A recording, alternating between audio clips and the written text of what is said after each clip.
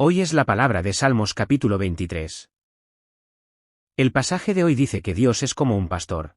Y también dice que Dios es quien hace que su pueblo descanse en delicados pastos y lo conduce hacia aguas de reposo. Y también dice que Dios es quien restaura el alma de su pueblo y lo guía por sendas de justicia por amor de su nombre. Y también habla sobre la vida pacífica del pueblo de Dios debido a su obra de salvación y su gobierno.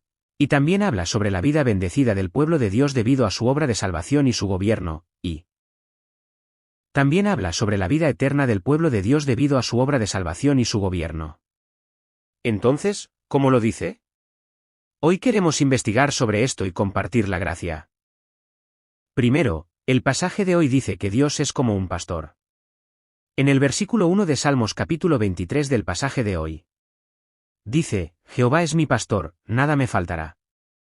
Jehová es mi pastor, nada me faltará. El pasaje de hoy muestra una atmósfera idílica. Es como si sobre esos vastos y verdes pastos se extendiera la hierba tierna, y sobre ella los rebaños de ovejas estuvieran pastando tranquilamente, y al lado, un pastor que cuida a este rebaño estuviera tocando tranquilamente una flauta de pan sosteniendo un largo cayado. David, a través de esta imagen de pastor y rebaño, habla sobre quién es Dios y, además, cuál es la vida del pueblo de Dios resultante de ello. Aquí, yo, en primera persona se refiere al pueblo de Dios, representado por David.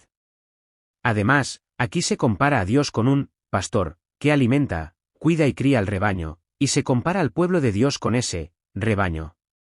Más bien, podemos ver que la Biblia compara a Dios con un pastor, y al pueblo de Dios con su rebaño, en innumerables lugares.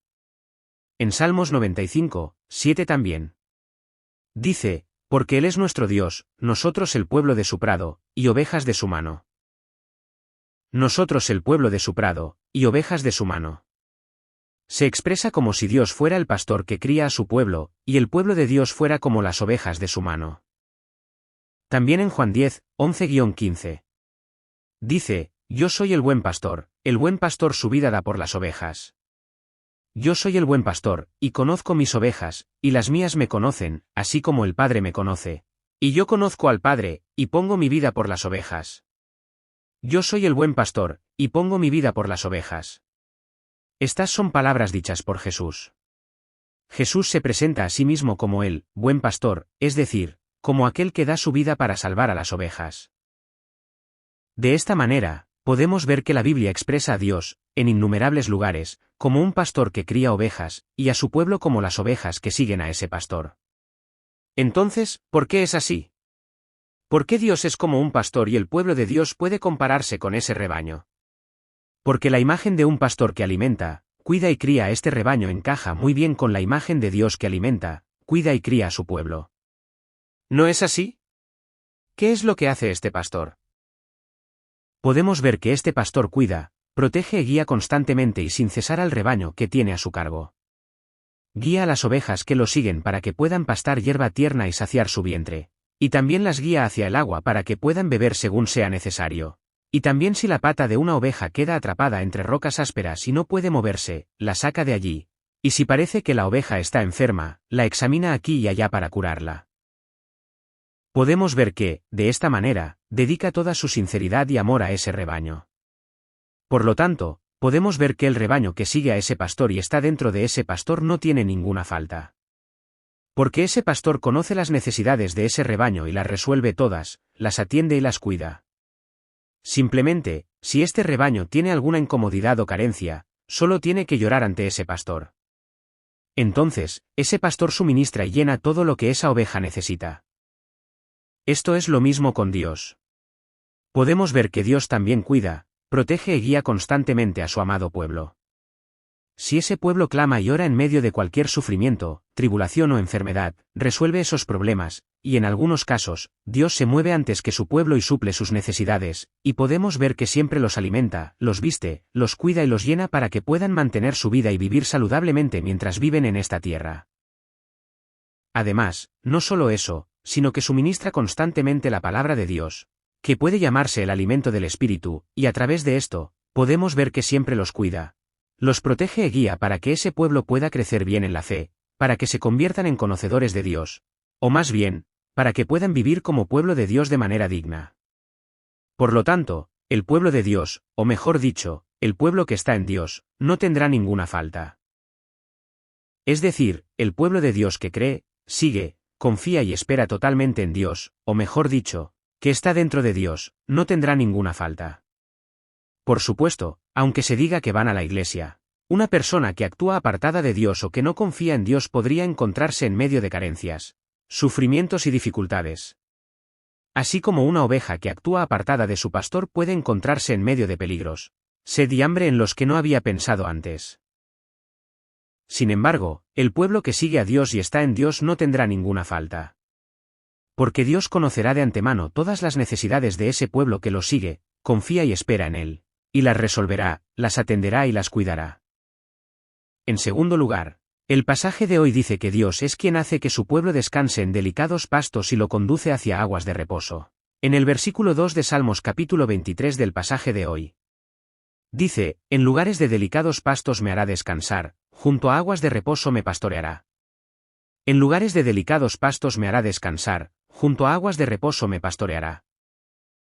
Aquí, delicados pastos, se refiere a pastizales donde crece abundantemente hierba tierna que a las ovejas les gusta, y que les permite crecer y engordar después de comer hasta saciarse. Es decir, la imagen de estos delicados pastos simboliza la abundancia, la riqueza, la falta de preocupaciones, la suficiencia, la paz, el gozo y la alegría. Además, aquí, aguas de reposo, se usa en paralelo con los delicados pastos que aparecen antes, complementando el significado mutuo. Es decir, aquí, aguas de reposo, tiene el significado de aguas donde hay descanso, aguas donde hay reposo, simbolizando el descanso, la paz y el reposo. ¿Qué les parece? Podemos ver que los pastores llevan a los rebaños a su cargo a estos delicados pastos, es decir, a pastizales donde la hierba tierna crece abundantemente. Entonces, los rebaños de ovejas se liberan de todas las ansiedades y preocupaciones, comen hasta saciarse y disfrutan de gozo y alegría. También podemos ver que, durante el mediodía, guía a esos rebaños hacia aguas frescas para evitar el sol ardiente del desierto. Entonces, podemos ver que los rebaños de ovejas apagan su sed agotada y seca, obtienen descanso, y se regocijan y alegran. Esto es lo mismo con Dios. Dios es quien guía a su pueblo a delicados pastos y los guía hacia aguas de reposo.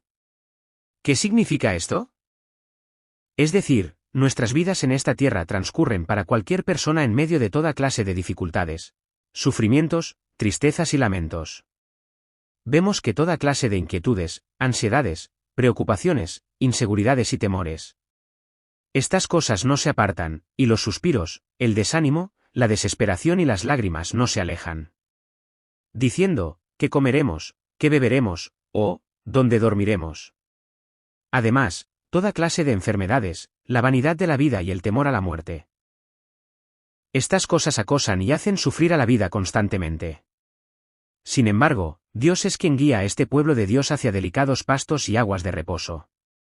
Es decir, aquí estos, delicados pastos, simbolizan una imagen de suficiencia y abundancia que contrasta con el hambre, la carencia, la tristeza o el lamento, y más allá de eso, simbolizan un estado de gozo y alegría donde no hay ansiedad, preocupación, tristeza ni lamento. Además, aquí estas, aguas de reposo, también simbolizan un estado de descanso, reposo y paz que contrasta con toda clase de inquietudes, ansiedades, preocupaciones, inseguridades y temores, con los que el ser humano se encuentra mientras vive en esta tierra.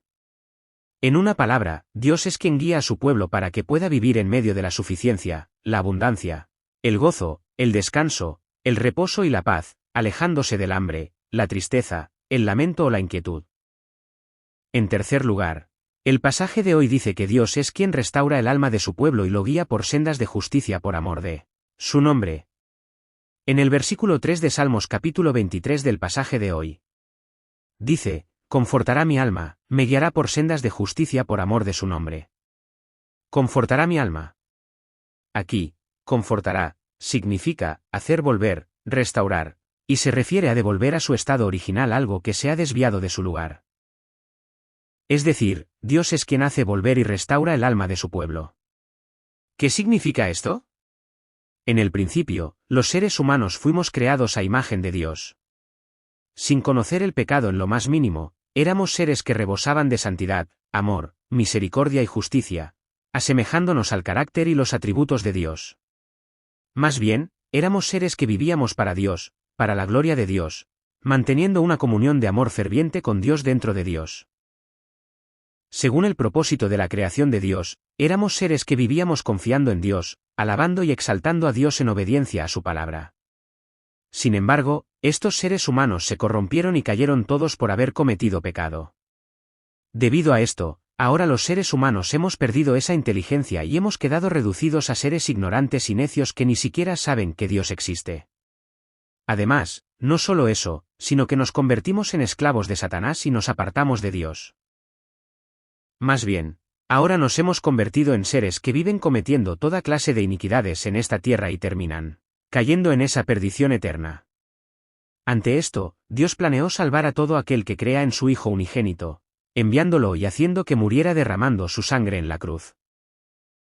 Y cuando llegó el momento, finalmente envió a su Hijo unigénito para que muriera derramando su sangre en la cruz, eliminando todos los pecados de todo aquel que crea en él, declarándolo justo gratuitamente, y podemos ver que hace volver y restaura esa alma para que pueda vivir nuevamente ante Dios. Más bien, ahora podemos ver que Dios hace volver y restaura a todo aquel que cree en los méritos de la sangre del Hijo unigénito para que pueda escapar de esa perdición eterna y entrar en ese reino de los cielos eterno, y para que pueda vivir alabando y exaltando a Dios tal como fue su forma original de ser creado en el principio en ese cielo. A aquel que iba a caer en el lago de fuego del infierno después de vivir cometiendo toda clase de iniquidades, como esclavo de Satanás. Ahora lo ha hecho volver y lo ha restaurado como alguien que entrará en ese cielo después de vivir alabando y exaltando a Dios. Precisamente de esta manera, Dios es quien hace volver y restaura el alma de su pueblo. Me guiará por sendas de justicia por amor de su nombre. Ahora estas palabras se usan en paralelo con la frase anterior, complementando la explicación del contenido de la frase anterior. Aquí, nombre, se refiere a todo lo que es Dios, su existencia, atributos, carácter, poder, gloria, obras, etc. Sin embargo, especialmente aquí se refiere a la omnipotencia, santidad, fidelidad y gloria de Dios. Es decir, Dios, como se mencionó anteriormente, creó este mundo y todas las cosas en este universo en el principio, y deseó recibir alabanza de las criaturas que creó. Sin embargo, este plan de Dios se arruinó debido a la corrupción y caída de los seres humanos. Entonces, ¿ahora la omnipotencia de Dios ha sido vulnerada y se ha roto por completo? No es así. Nuestro Dios sigue siendo omnipotente. Por ello, Dios estableció un plan de salvación y ha trabajado arduamente para cumplirlo. Mirando en esta Biblia, podemos ver que Dios ha prometido innumerables veces que nos salvaría enviando a su Hijo unigénito y haciendo que muriera derramando su sangre en la cruz. ¿Qué les parece? Nuestro Dios es un Dios fiel que no miente. Más bien, Dios es un Dios fiel que incluso ahora trabaja arduamente para cumplir la palabra que ha prometido. Además, nuestro Dios es un Dios santo que incluso odia el pecado, se indigna y lo juzga. Es decir, Dios es un Dios santo que de ninguna manera puede ignorar el pecado ni estar junto al pecado. Por amor al nombre de este Dios, envió a su Hijo unigénito y lo hizo morir derramando su sangre en la cruz. Por amor al nombre de este Dios, eliminó todos los pecados de todo aquel que cree en los méritos de la sangre del Hijo unigénito, lo hizo su pueblo, y lo hizo vivir alabando y exaltando a Dios. Por amor al nombre de este Dios, Él está trabajando arduamente incluso ahora. También aquí, sendas de justicia, se refiere al camino de la vida, a la forma de vida de creer que Dios existe y de vivir alabando y exaltando a Dios al convertirse en pueblo de Dios mediante la fe en los méritos de la sangre del Hijo unigénito. Es decir, Dios es quien guía por sendas de justicia para que su pueblo viva alabando y exaltando a Dios, tal como Él planeó y se propuso en el principio. En otras palabras, Dios es quien gobierna y obra para que los seres humanos no se aparten de Dios y caminen por sendas de pecado, y para que no caigan en esa perdición eterna y en el lago de fuego del infierno. Como resultado, Él es quien guía para que su pueblo pueda acudir a Dios según el propósito de la creación de Dios desde antes de la eternidad y según el propósito de esa salvación, y pueda vivir nuevamente alabando y exaltando a Dios, y es quien hace volver y restaura esa alma. En cuarto lugar, el pasaje de hoy habla sobre la vida pacífica del pueblo de Dios debido a su obra de salvación y su gobierno. En el versículo 4 de Salmos capítulo 23 del pasaje de hoy. Dice, aunque ande en valle de sombra de muerte, no temeré mal alguno, porque tú estarás conmigo. Tu vara y tu cayado me infundirán aliento. Aunque ande en valle de sombra de muerte, no temeré mal alguno, porque tú estarás conmigo. Tu vara y tu cayado me infundirán aliento. Aquí, andar en valle de sombra de muerte, se refiere a una situación urgente en la que no se sabe cuándo llegará la muerte. Por ejemplo, los rebaños de ovejas que pasan por valles profundos y escarpados en ese desierto pueden encontrarse bajo la amenaza de toda clase de fieras que se lanzan buscando su vida. Se refiere precisamente a esta situación urgente.